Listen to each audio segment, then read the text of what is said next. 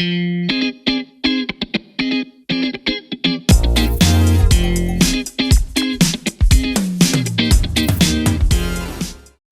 watching Notepad with me, Ibrahim Sani. Thanks for joining us this evening. Today we shall talk a little bit about the property situation in the country. More so because I guess the haze is now affecting many of us. I know that many of you are thinking whether or not staying in the Klang Valley area would still be a good idea. So to understand better about how we are going to assess the property situation in this country, I have with me Prem from iProperty. They've recently published this particular report called the Portal Demand Analytics of the first half of this year. And in this particular report basically lists down all the problems of the situation of the property in Malaysia. Prem, thanks again for joining us. Let's talk a little bit about this report. Sure. What is it about? What does it contain? Sure, right. Thanks, Ibrahim. Thanks for having me here today, right? So I think this report, right, as the name states, right, Portal Demand Analytics. So why we came up with that term kind of like gives an insight into what is the content of the publication itself. So we put the word portal because to kind of make sure that people is clear that this is the website's data. So in iproperty.com.my's user visits, the listings, right, all this information is then analyzed to come out in the sense of what we call demand. So when people say demand, what is demand, right? Things like population, economic, they're all demand. But in iProperty's point of view, demand is the number of visits. That means buyers who intend to buy from the portal site, which we call as user visits, got it, against the sellers intend to sell, which is actually the listings, right? So when you kind of like have a divide over these two, you kind of have a demand. Like the number, is there more buyers than sellers in a specific area, or is it sellers, have you heard the term of like buyer's market, yeah, of course, seller's market, yeah, right? So it's trying to give you an idea in a data point of view. So that's why the last part of the publication is called analytics. So, there's a lot of reports out there where people do on-ground research, market consultants and all that. This publication is more towards big data technology. So we use that millions of visits and hundreds of thousands of listings, right, to kind of give you an idea of where the demand sits today. In other words, where there are areas which are hot, where there are more buyers than there are sellers. Let's talk about the quality of the report first. How do you know that the information provided in the report is actually, I guess, accurate or accurate enough for people to rely on? Is it audited? Right, that's a good question actually. No, it's not officially audited. So what we did was 1 year ago, we started this research because there was a lot of articles in the newspapers about lack of demand data driven, demand driven data. Okay. Right, so we were like thinking demand driven data, because there was a lot of information about supply. You heard about oversupply, yes, unsold data. There's a glut of everyone is good in talking about supply because the data, it's clean. It comes out, transacted data, incoming supply data. So they love talking about supply. There's a lot of requests for demand. No one talks about it. And then we looked at our data and wait a minute. We're in a good position because it's real time. It's what users are clicking on, their preference and all this information, right?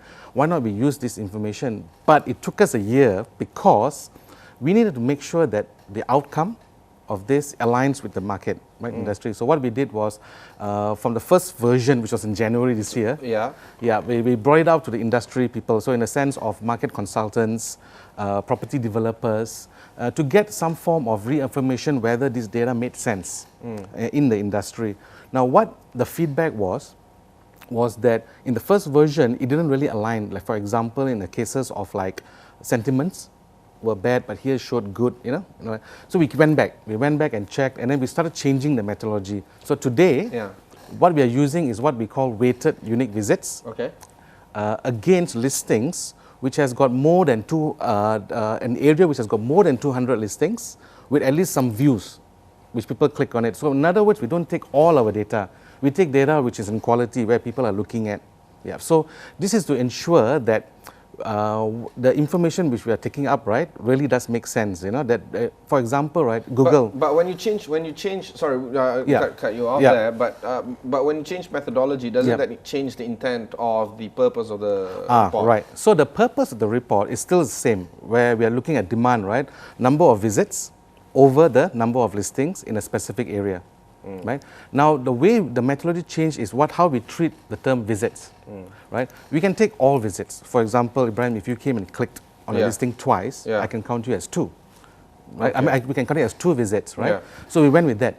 Yeah. Didn't turn out well because someone we clicked 10 times, 15 times, you know. So what then we did was, let's go for unique. Yeah. And when we're unique, it showed as 1. Yeah. However, then when you click on, say, Bangsa, a listing in Bangsa, right? We gave Bangsa 1 visit. Then you went to Mont Kiara, and you clicked on Mont Kiara. We gave Mont Kiara 1 as well. Again, we realized this was misrepresenting because it showed there was 2 people. The real accuracy of this, what we call weighted, was that you were actually considering 2 places. So we term this weighted in statistics, where we give 0.5 to Bangsa and 0.5 to Mont Kiara because it's still 1 person. And then if you click on more areas, the weight is going to get less and less and less. So this ensures that the accuracy of the representation of you as Ibrahim is 1. So does this mean that it's going to be periodical now? I mean, second half 2019, moving forward. Correct. Second half, we were thinking of like a half yearly. So like now it's H1 2019. The next publication, which is expected to be in February, will be full 2019. Okay. And then so on and so forth. 2020 will be H1 2020. Okay. And then year end full year. You were talking about the outcome of the report just now. So what is the outcome of this report? What do you want people to take action from reading this report? Right. So again, we went, this was before we started work. We asked consultants and developers and even some government agencies like IRUDA, Iskandar Regional Development, right? Will this data actually help, in some way, And the feedback was like, look, Prem, whatever new data set is going to help us, right, in our planning. Mainly for planning. So when we talk about stakeholders here, right, industry stakeholders here, right, we were looking in the sense of we are hoping that this data, this demand data, would help with the planning of housing, right, in the sense of like today they do market research. They have got these consultants who do take reports, then they have gut feels and all that, right? Great, because it's precise, right?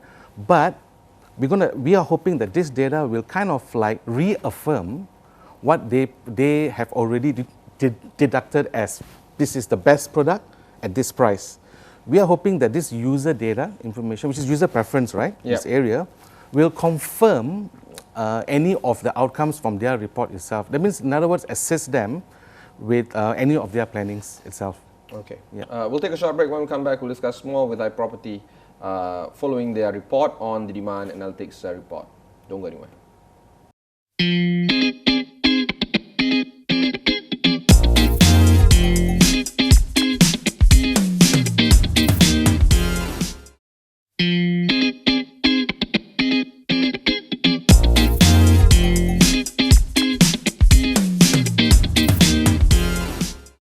Thanks for staying on. You're watching Notepad. I'm your host, Ibrahim Sani. I am with Prem of iProperty, and they've just recently published a report that can help people to actually understand a little bit better about the pricing situation of the property market in this country at this moment.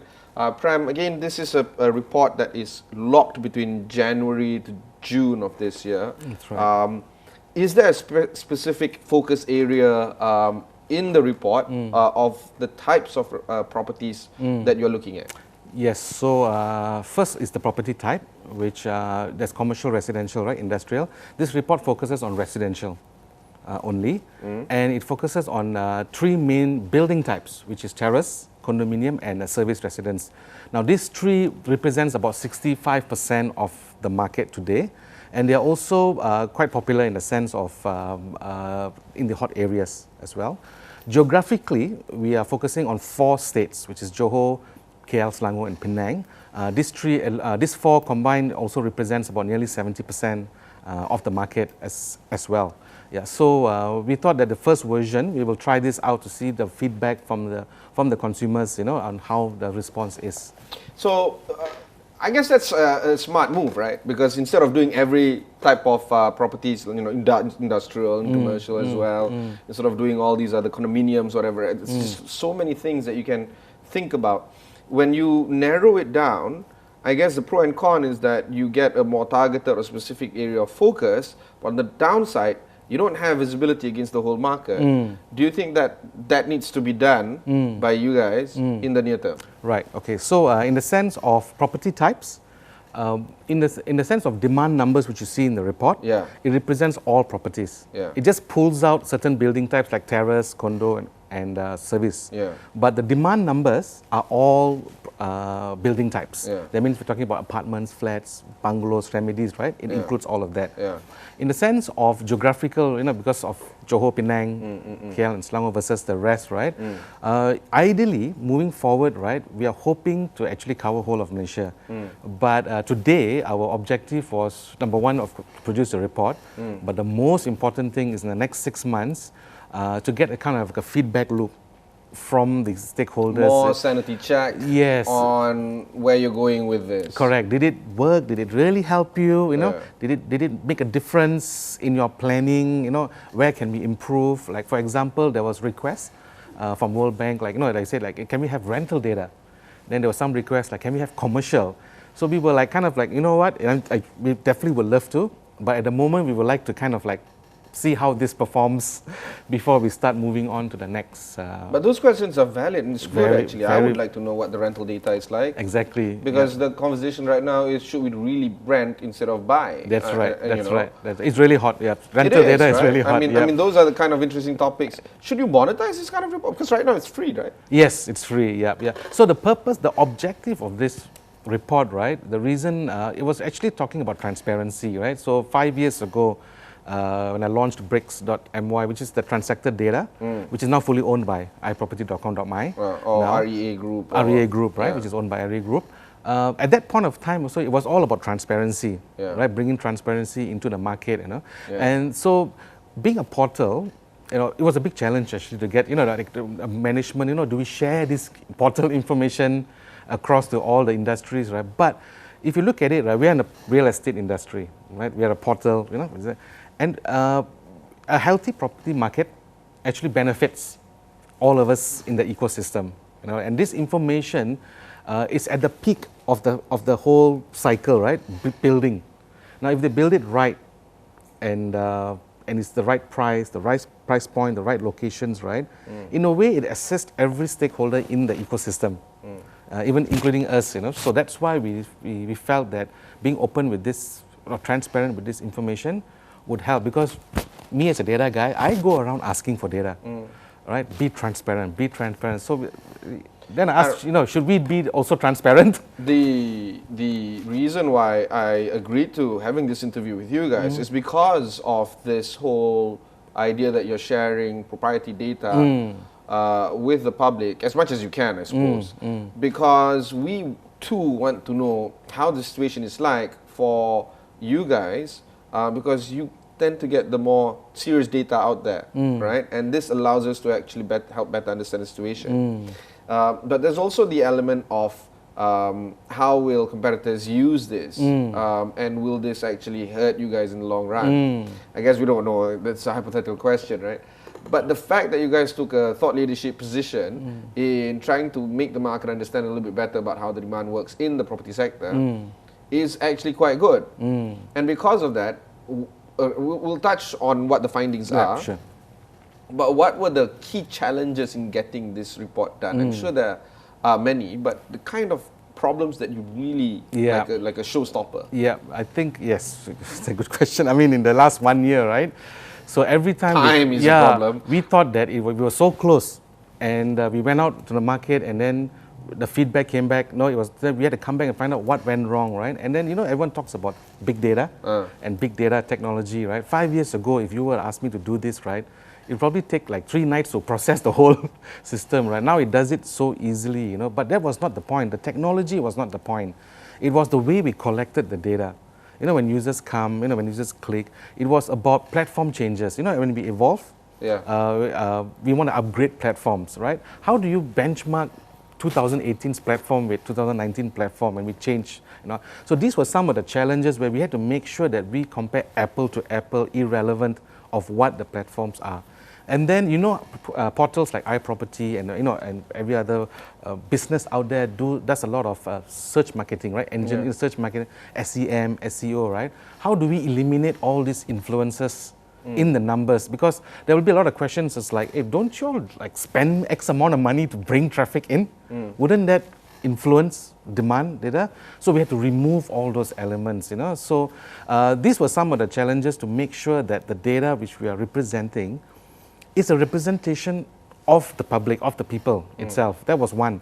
Number two, do we have enough data to go out there and say that we are representing of course. KL, you know? So you're looking at, do you have enough of a sample size? Correct, you know, to elongate it, to show the population. I'll give you an example, like in some markets, right, we are not the leading portal, right? Yeah. And someone come and ask me, Prem, because REA owns a few portals, right, around Southeast Asia, would you do this in this market? My confidence would be so high because I can replicate the methodology.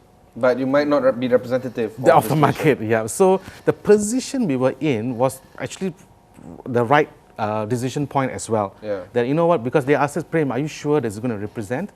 And I told them, I assured them that being a leader in a market does give us a position to kind of represent what user preferences are. Okay, we'll take a short break. When we come back, we'll actually get to the point of having this interview, which is to actually learn about the insights of the publication. Don't go anywhere.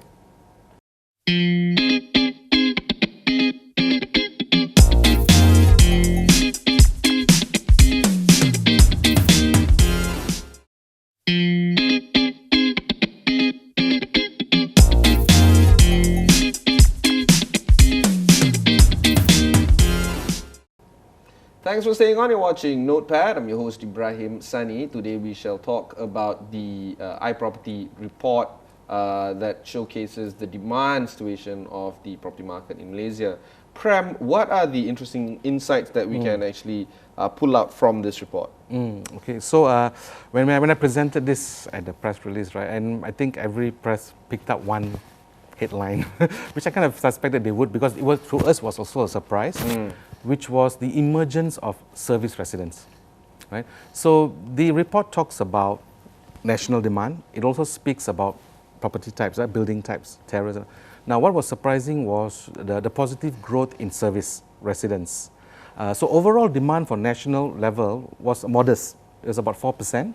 You know, and it kind of like aligns with where the government is going with the HOC and all that. So there was a bit of a sentiment boost slightly, and you could see the little growth, you know. But however, when it came to service residents, it was a double digit. It was like a 15% growth, you know, and condominiums was kind of like a negative feel. So we noticed that service residents have been taking a bit of interest away from condominiums. Now, it doesn't mean it's going to replace, because service residents currently represents about 3%. Of the market? Sorry, it sounds like it is taking from that share into this. So if you've been staying in a terrace house, whatever, you don't go into a service residence. Is that okay, so yeah, so that's between service and condo, right? Yeah. Terrace houses, on the other hand, they kind of like stand alone on their own, you know. So terrace houses have been kind of like evergreen. They have been quite very popular in most markets, you know, and they are showing a positive growth as well, you know. In fact, terrace houses in all those 4 markets which we spoke about has been showing positive growth, except for Johor itself. So terrace houses stand in the sense because they represent about 50% of the market itself, and so 1 in 2 Malaysian will probably stay in a terrace house. Yes. Okay. Correct. Yeah, that's across like most states. Yeah, okay. Yeah, most, except for Kuala Lumpur, of course, for Kuala Lumpur. So the question when you say about pulling interest away, right, was between service and condo. Service and condo. Now, why this is not because suddenly service residence is really popular. It's because of the incoming supply of service residences in this year. When I say incoming, that means vacant possession. That means you got the key. So the moment when they get keys, right, now where iProperty plays a role is, some of these owners tend to flip it, tend to sell it. So it comes as listings. So when a building, say 300, 400 units, right, suddenly everyone gets keys, right, say 10%, 15% of them wants to sell it off, right, it comes in as listings. So these are new listings, and they're appearing, the supply is coming in, and the interest is there. So when someone types in Damansara Heights, you have never seen service residents in Damansara Heights, right? But last year, bang, there's Damansara City, which has got service residents for 600,000. Now, wait a minute, 600,000 and I can have an address like Damansara Heights. Yeah. So it was not only about the price point, it was also about where it was located. You know, places where it's central. You know, it's got accessibility, MRT, LRT. It's got your famous F&B outlets down there. You know, so all these have been giving a form of positive sentiments towards service residents, and that's why today we can see that as long there are incoming supplies in the right locations and price rights, the users are kind of like, the interest is moving towards service residents as an option. I'm sorry, it sounds like the story that you're painting is that, oh, it's accidental. There's supply, and now people are taking it out. I mean, that's not how economic works, right? I mean, like, demand has to be there. Correct. But it sounds like, is that true? Yeah, it's actually more what I call as aspiration. Okay. Yeah, so they aspire to stay this. So when they clicked on this, right, now we think about it, right, if you type, say, Batu Caves, for example, right, you want to stay, you know, in Batu Caves for some reason, and there are terrace, and then there's condos, you know, traditionally it's all there. And then suddenly they see a list of service residences. Now, why is there a positive growth?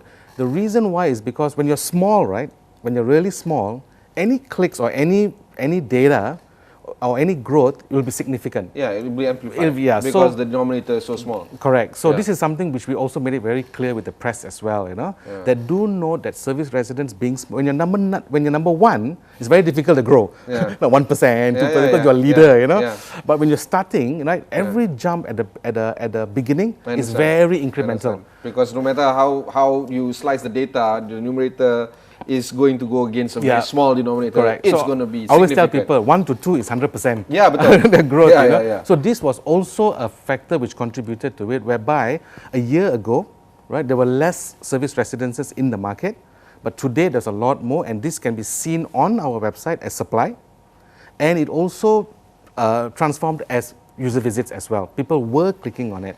And the reasons for it were locations and price points. You know, when they filter 500,000, 300,000, 400, suddenly this list will still appear. The terrace houses start going off like KL, right? Some condominiums, because they're bigger, they start to kind of like disappear.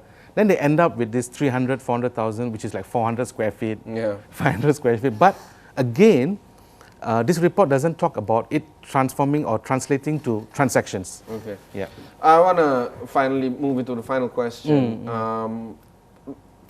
Are you worried that users might misinterpret the data given or might misconstrue what your intentions are supposed to be coming up from the data? Because in many statistical report, you would see that people sometimes take it the wrong way, or take it the way they wanted to instead of how you want to share it. Yeah. How do you? Yeah. So we actually asked, you know, like we had like a survey, and we asked some of the key stakeholders, how would you look at this data, you know, and at this point, to them, they made it very clear that this is just a different data set for us.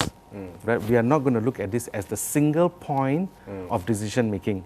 Right? It's you have made it very clear, because at the beginning of, if you look at the first page, right, later when I pass you the report, there's one page on definitions and considerations and methodologies and there's a lot of disclaimers there. You know, not so much disclaimer, how we actually came out. So they are clear on how we calculated, because we met some economists in Bank Negara, statisticians and all that. We asked them, if we were to do this, right, the point they all stressed to us was, make sure you're clear on how you did the analysis. Because a lot of publications out there, sometimes they just publish, but they don't bother telling you how they did it. Right? If you're very clear about it, the chances of people misrepresenting, you know, misinterpreting the public is less. Okay, so you're reducing. So we spend like a few days, you know, like a few days, a few weeks, you know, making sure that the whole methodology was clear. We tested it out. Like World Bank came and said, I don't understand this, I don't understand that. We improved on it, improved on it to make it clear. But it's still a lot of improvements. I'm pretty sure that your future, you know, publications are going to look very different from this one. But at least this is a good first attempt for this. And if people want to get hold of that report, how do they go about it? So if you go to iProperty.com.my, there's a link which allows them to download the PDF version of the report itself. And it's free. All right, that's a very interesting conversation with Prem of iProperty. If you've missed any part of this interview, just head on to AstroAwani.com. You can watch this kind of interviews there, search for Notepad. Also, you can actually watch these kind of interviews on your mobile app. Just download the application or the AstroAwani application, wherever you get the app. That's it from me for this particular episode. Thanks very much and goodbye. Thank you. Oh, thank you.